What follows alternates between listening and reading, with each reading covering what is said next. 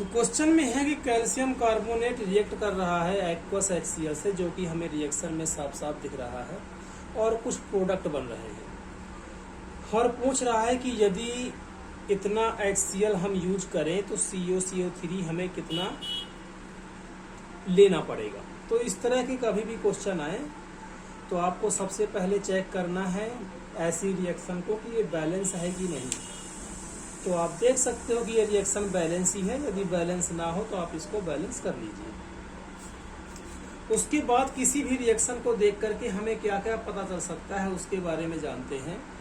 तो किसी भी रिएक्शन को देख करके हम एक तो मोल के बारे में बता सकते हैं या जान सकते हैं, एक मास के बारे में और एक वॉल्यूम के बारे में। कम से कम इतनी चीजों को तो हम देख करके ही रिएक्शन को बता सकते हैं।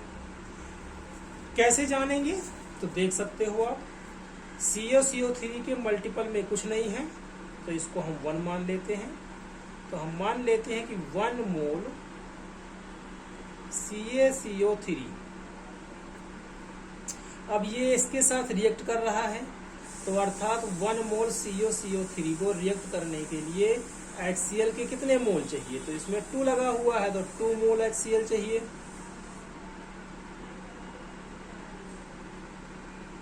ये प्रोडक्ट बन रहे हैं, अर्थात जब हम इतने मोल CaCO3 लेंगे और 2 मोल HCl लेंगे तो इसके आगे कुछ नहीं लिखा है, तो ये 1 है।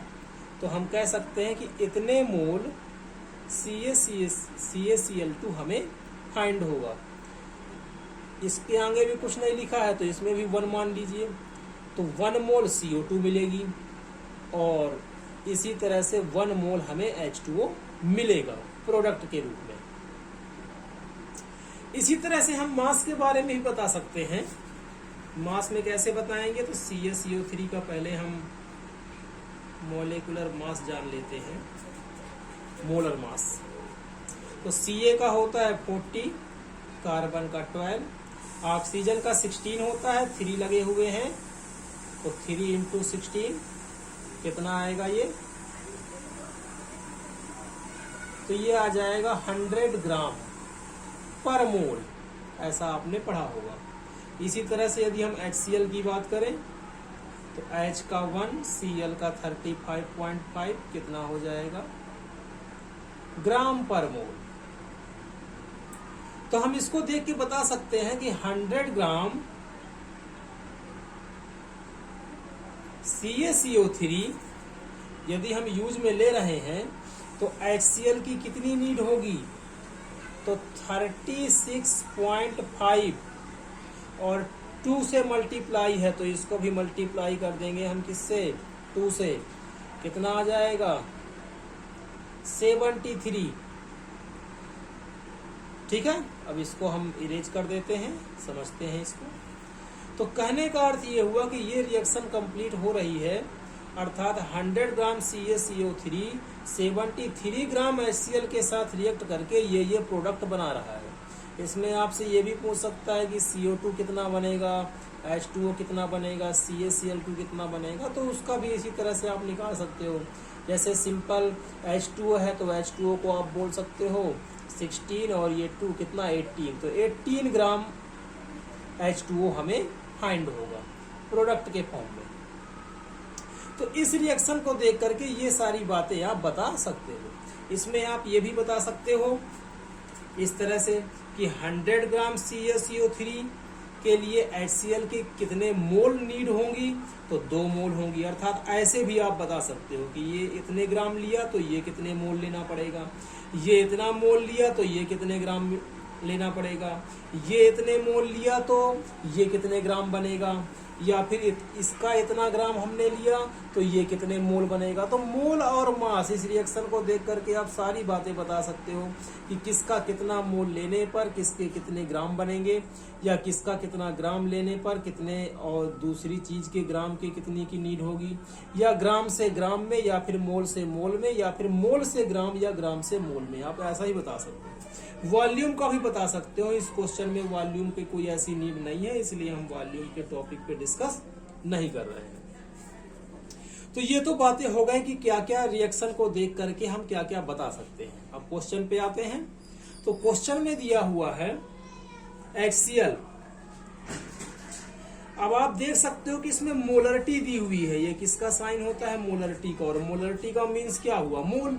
अर्थात मोल हमें HCl के पता है और मास फाइंड करना है COCO3 का, अर्थात ग्राम में फाइंड करना है। तो मोल पता है, ग्राम में फाइंड करना है। और मोल और ग्राम जब फाइंड करेंगे हम, तो वही आपने जो 5th और 6th क्लास में पढ़े हैं कि इतने डोजन बनाना इतने रुपए के, तो इतने रुपए के कितने होंगे, उसी तरह से अपना यूनिटरी मेथड ही अप्लाई हो जाएगा इसमें। तो कैसे करेंगे अपना, तो देखते हैं इसको। तो सबसे पहले हम पता करते हैं कि कितने मोल HCl हमें गिवन है। तो HCl हमें गिवन है यहाँ पर 25 ml ऑफ 0.75 m HCl। इससे हम मोल फाइंड करेंगे कितने मोल हैं, और मोल को देखते ही हम CaCO3 के बारे में बता देंगे। तो मोलरिटी का मतलब क्या होता है? तो मोलरिटी आपने पढ़ा होगा कि जो मोलरिटी होती है वो होती है ग्राम मोल पर 1 लीटर, अर्थात 1 लीटर में कितने मोल हैं। तो इसका मीनिंग क्या हुआ? तो इसका मीनिंग ये हुआ कि 1 लीटर में HCl के कितने मोल हैं? 0.75 मोल हैं। यही मीनिंग हुआ इसका। तो 1 लीटर को हम 1000 ml भी लिख सकते हैं। तो हम कह सकते हैं कि 1000 ml में HCl के कितने मोल हैं? 0.75 मोल हैं। अब इस तरह का HCl कितना लेना है हमें? 25 ml लेना है। अर्थात बड़े से बर्तन में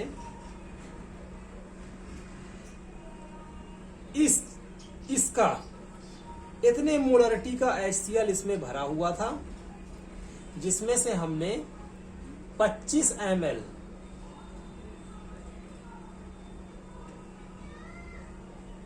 HCl हमने ले लिया। अर्थात इस बर्तन में इतने मोलरिटी का HCl भरा हुआ था, तो इस बर्तन से हमने दूसरे पॉट में कितना ले लिया? 25 ml HCl ले लिया।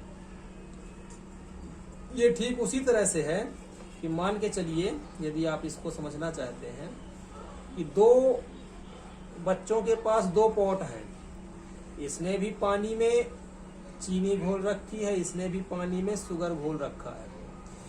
इसके पास भी 2 लीटर वाटर है, इसके पास भी 2 लीटर वाटर है। इसने मान के चलिए इसमें 50 ग्राम शुगर मिला रखी है और इसने मिला रखी है 100 ग्राम मिला रखी है। तो यदि हमें बताना है इनके बारे में, तो पूरी बात बतानी पड़ेगी कि 2 लीटर है कि बट शुगर कितनी है? 50 ग्राम। 2 लीटर है बट शुगर कितनी है? 100 ग्राम। ठीक है। उसी तरह से ये है कि HCl है इतने मोलरिटी का है, अर्थात कितना हमने HCl घोल रखा है, और घोलने के बाद कितना ले रखा है? तो 25 ml हमने ले रखा है। जैसे इसका इतना मिला हुआ है और बाद में हम इससे कितना 10 ml बाहर निकाल लें, इससे हम 25 ml बाहर निकाल लें, तो यही बात हो गई इसकी। तो इतना तो मोलरिटी हो गया। अब यूनिटरी मेथड, 1000 ml में कितने मोल? 0.75 मोल। तो 1 ml में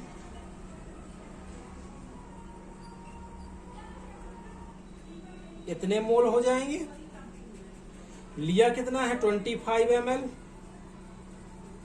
तो कितने मोल हो जाएंगे? तो जितने का पूछता है उससे हो जाता है मल्टीप्लाई, अर्थात इतने मोल HCl है, इतने मोल HCl। अब सारी बातें हम मिटा सकते हैं, हमें मोल पता चल गए हैं, हमें HCl के मोल पता चल गए हैं। अब रिएक्शन पे आते हैं। तो फिर से वही यूनिटरी मेथड, 2 मोल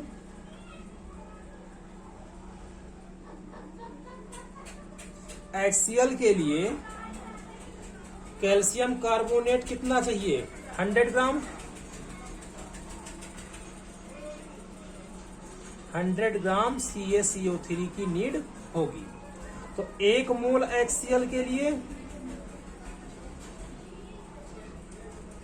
100/2 ग्राम CaCO3 की नीड होगी। तो इतने मोल के लिए, इतना ही मोल हमें गिवन है, तो इतने मोल के लिए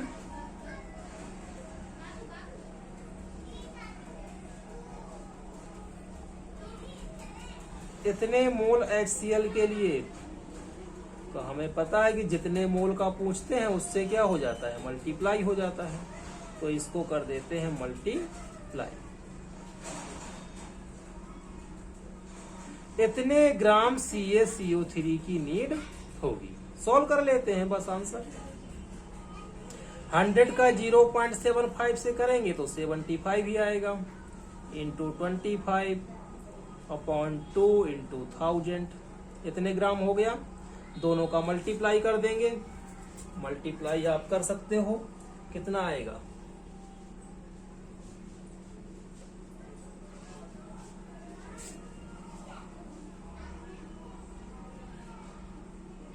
कितना आएगा, 2 इंटू 1000। सिंपल है कि आप पहले 2 से डिवाइड कर दो और बाद में 1000 के लिए पॉइंट लगा दो। तो 2 से डिवाइड करेंगे तो आ जाएगा 937.5/1000 ग्राम में आ जाएगा। 3 जीरो है तो 3 जीरो के लिए पॉइंट कहाँ पहुंच जाएगा, इधर पहुंच जाएगा, 3 डिजिट के आगे पहुंच जाएगा। तो कितना आ जाएगा, 9375 ग्राम, जिसको आप लगभग 938 ग्राम भी आप लिख सकते हो।